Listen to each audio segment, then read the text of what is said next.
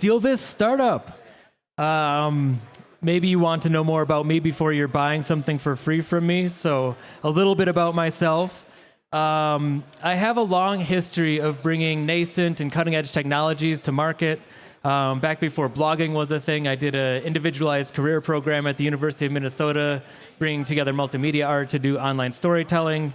And since then, I've had a long career in advertising, working at Google and working in crypto, and also doing a lot of art and tech projects.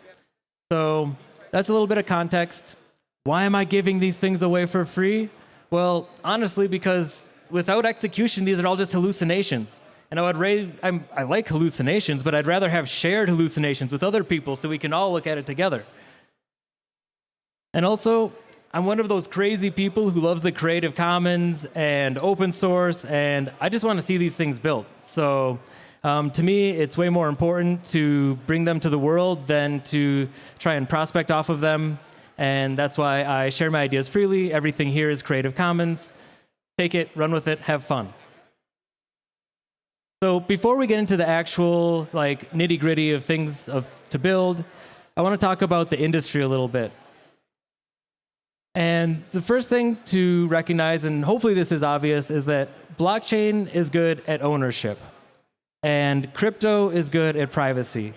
And these technologies can be stretched to be good at other things, but by leaning into these core competencies, it's much easier to be successful with the technologies and use them to their maximum benefit. And 30-second MBA, when I'm looking at a project to build something worth doing, the first thing to recognize is that there's a pain. And then that there's people experiencing that pain, enough of them to make it worth it, and maybe that they'll actually pay for it.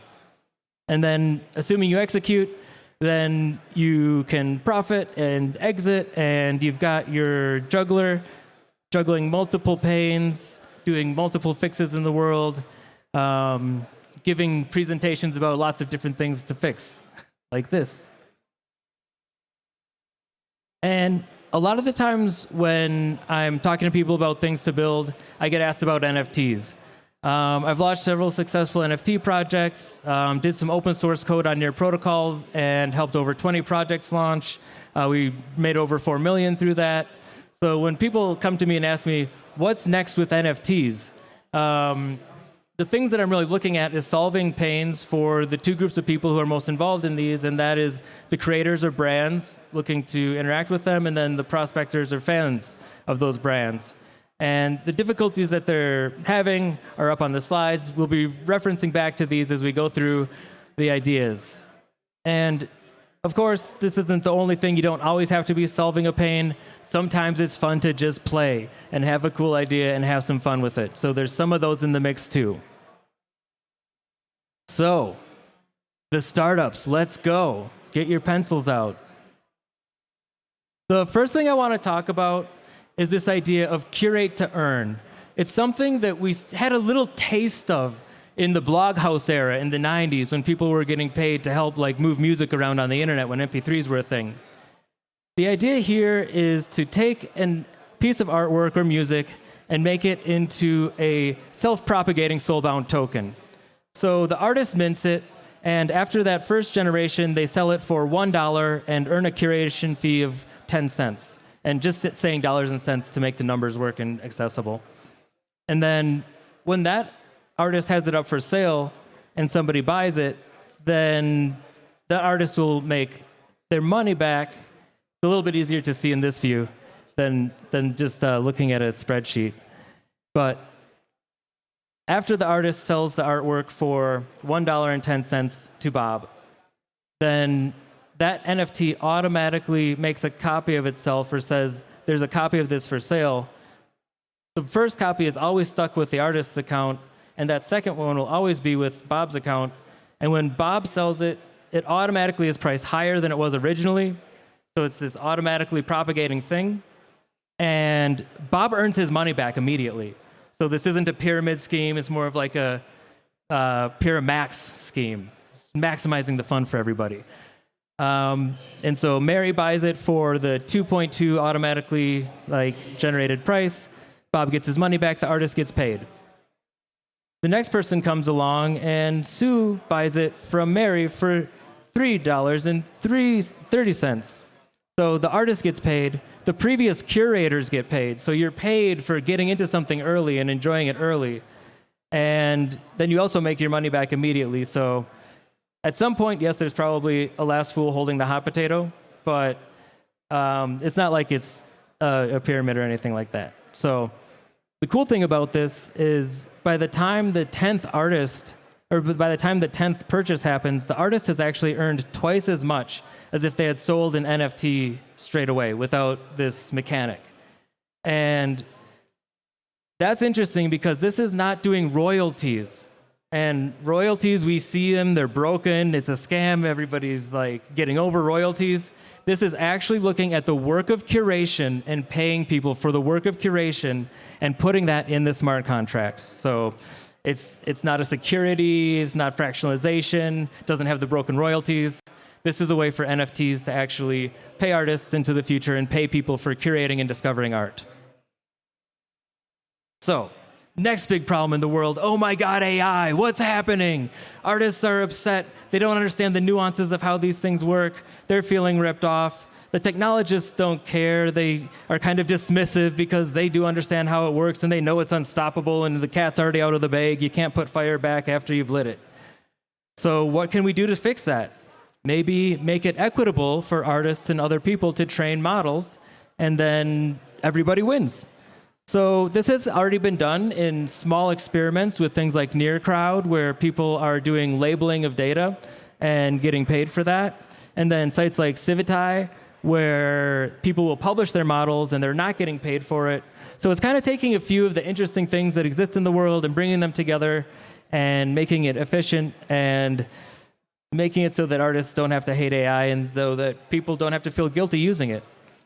Another great thing about this is with smart contracts, you can actually have in the contract the license rights. So commercial rights can give you a different amount of money for releasing your commercial rights or your non-commercial rights, and using the non-commercial or commercial can cost different amounts of money too. So this one, rug slots, fits more in the just for fun category. Purely for entertainment's sake, everybody has felt the pain of a rug. We all have an NFT sitting around that we wish we didn't, and we don't know what to do with it. You can kind of sell it for nothing and hopefully get some tax break out of it, or you could play a game with it where every day or week or month, however often this thing plays, you put in 3 NFTs, you put in $3, and everybody buys the NFTs from each other, and it's fun. And you'll get some meme coins or something like that for playing the game, and volume pumps. Why not? So another problem that I'm working on right now, I've run an art and tech nonprofit for over 10 years where we celebrate just that intersection of art and technology, all the play that happens there. And over time, we've worked with over 600 artists. We have a community of over 15,000 people subscribed to our mailing list.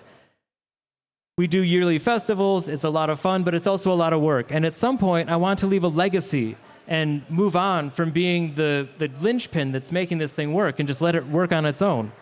So it is a DAO today, and we've started this news gathering process where the artists and all of the fans and the people who love this stuff can all share news articles, rate them, and then the newsletter is automatically published based off of that. So this is just a way to make participating through that whole process equitable, and then that allows me to step away and not have to actually be so hands-on with things like that. So it's really cool that this flywheel is already turning. It can certainly be optimized, and there's a lot of opportunity taking something like this and applying it to any industry. Any newsletter that you get could be set up like this, where it's the community that's making it and getting value out of coming together over things that they love. Another kind of institutional legacy to leave, I'm interested in making physical spaces where people come together. In San Francisco, we have the Homebrew Crypto Club, which is kind of a cooperative, not formally a DAO at the moment, but as we're moving towards a DAO, we're interested in how to use NFTs for seasonal passes and things like that.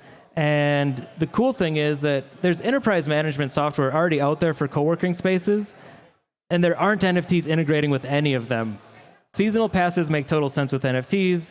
The software to hook it up to is already there for physical spaces to take advantage of these things. Nobody's built it yet. And then this is another fun one, more focused on art again. And this helps with the idea that you don't need to do so much price discovery and worry about supplies as an artist. Just every day there would be a blind box drop where a collector would come and they know that every day there's cool new art, so they're always checking it out. Artists don't have to do so much promotion. And somebody can collect one thing for free. And then if they like it, the second thing, then they would pay for it and the artist would profit. And all of this would be curated by a DAO. And there are experiments that have gone on like this that are pretty successful, things like Chico and Rocco. Nouns is a similar model where there's just an ongoing auction, but that's more focused on like generative profile pictures, and this would be about individual artists and their artwork, so more fine art. So this is another thing that would be fun to build. And then this last one is, again, just a way to have an entertaining auction for artists and for the collectors as well. And the idea here, if you look at the rows, is the highest bidder. So let's say that 5 artists were participating and 5 artists put their work into a Cascade auction. So our A, B, C, D, E, and all of them put their artwork in. The bidding starts. And the highest bidder will actually get one piece of artwork from every artist. The next highest bidder will get n-1 pieces of art because they're the second highest bidder, the second most distributed artwork. There will be more copies of it. The highest bidder gets the only unique artwork in the show, or the only one of one in the show, and everybody else gets the ones that have more additions. And to keep this entertaining during the bidding process, every time somebody bids above one of the rows, everything below it shuffles. So the most rare piece of artwork isn't always the one that you think you're going to get to keep after you've put a high bid. There can be upsets. And then you can do fun things with tokenomics, like allowing people to lock an asset if they really want to hang on to it. So whatever in-game currency there is, they can spend that to lock it. Can go deep on the tokenomics of this one, but yeah, just another fun way of doing it. And one of the big things that this solves for artists is when there's a group show, very often the most popular artist will maybe make a sale, and then the other artists who are also helping promote it might not have a sale, and they don't really get anything out of the show. So this is a way for artists to band together and promote and make it equitable for everybody that's participating. If the bids that come in all go to all of the artists in a more equitable way. And of course, POAPs, because participation. Everybody likes getting rewarded for participation.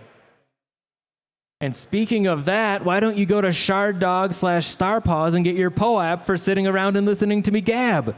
That's your POAP for being here today. If you got questions or if any of this excited you, follow me on Twitter, say hi, DMs are open, come up to me. The thing that I'm most interested in at this point is probably meeting Rust developers.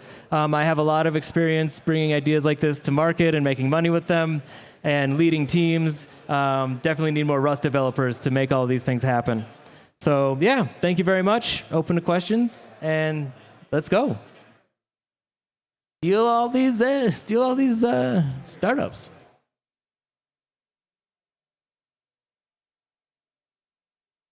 Questions? No questions? Thoughts?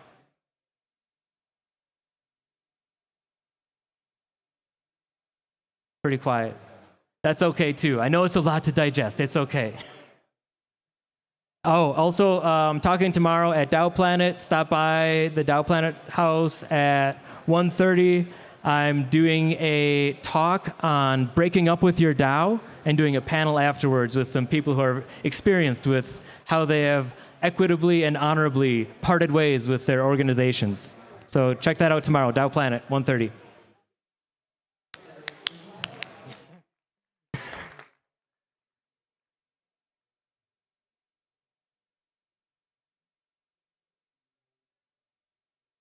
Oh, question?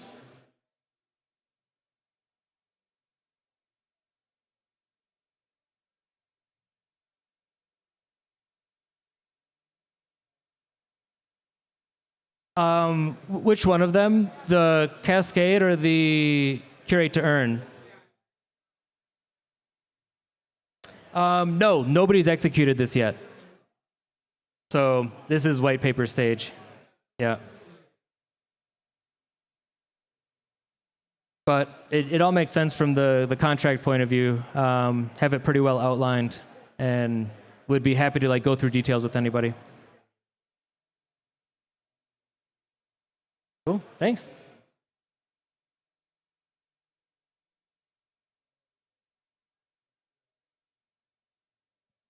Hey, I have a question.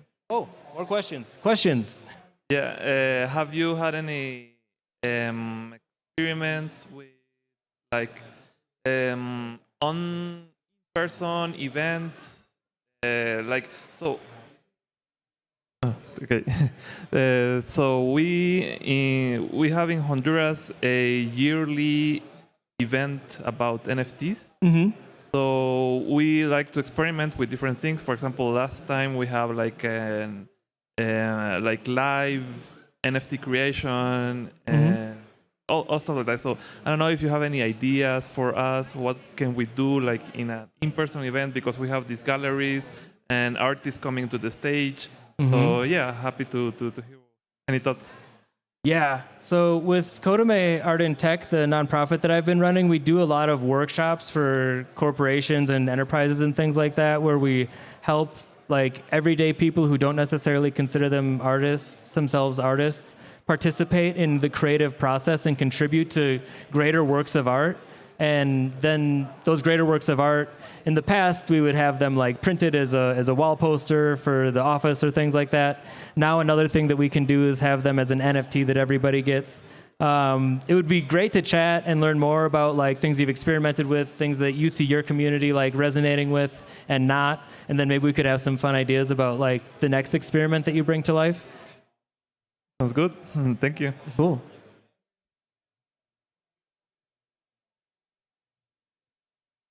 2 minutes left. I take critique really well too. Feedback is a gift. If you hate all these ideas, that's okay.